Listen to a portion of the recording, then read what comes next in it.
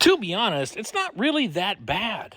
Well, stock, it's a lot worse. So there's some vacuum lines under the plenum here, and water lines at the back of the plenum that, you know, they're a little tough to work with. But here's what you do. If you have one of these and you want to simplify the vacuum structure and the water structure of it, if you will, or routing, you don't need water to go through anything in the plenum to warm it up. That's the emissions thing. So pull off the plenum and delete all that shit.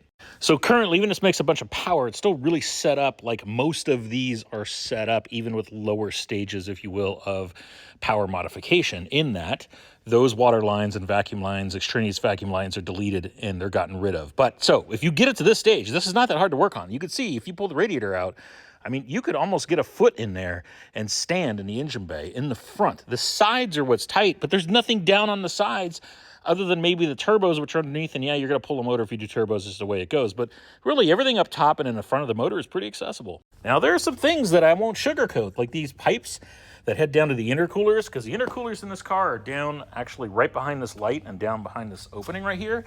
They're a little difficult to get in if they're not stock. If they're stock, they're not that bad, but these are pretty big.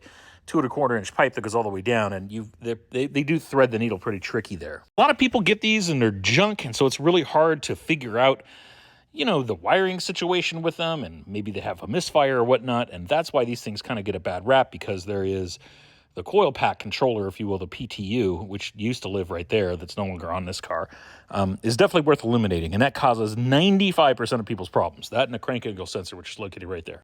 But these cars are old, man, and so, you know, yeah. In terms of working on the rest of the car, it's not too bad. The car's a car. Bolts are bolts. It's a little tight. But man, if I could do it with these gigantic hands, so can you.